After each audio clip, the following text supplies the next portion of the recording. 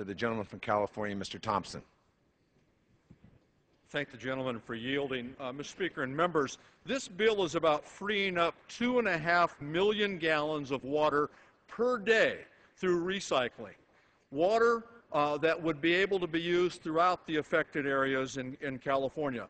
This reduces water demand for our state. Again, 2.5 million gallons a day. I want to speak to something that was said earlier, and that was that the salmon fishermen in California, the salmon fishing families, were not hurt, and that the claims that they were bogus.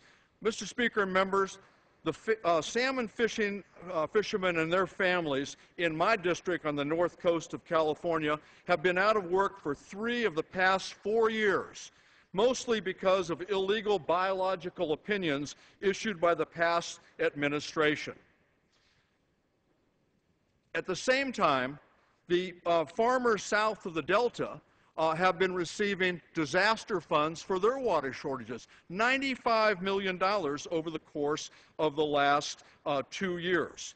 The biological opinions, the illegal biological opinions that I mentioned, helped kill some 80,000 spawning salmon on the Klamath River and decimated the salmon fishery along the Sacramento River.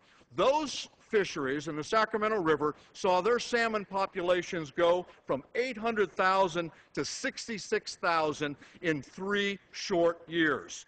Mr. Speaker and members, fishing families have been put out of work in my district and up through into Oregon. They've lost their homes, they've lost their savings, and they've lost their livelihoods. It's not bogus, and it's shameful to suggest that it is. But the heart of the issue that's here today, the opponents of this bill feel very comfortable choosing one business as more superior to another. The opponents' debate isn't about solutions, but rather about suggesting, I get another 30 additional seconds, the gentleman. But suggesting that some hardworking farmers are more important and more worthy than hardworking fishermen. That's wrong. This bill will ultimately conserve 2.5 million gallons of water per day for drought-stricken California. This is a good idea, and it helps bring flexibility to our system.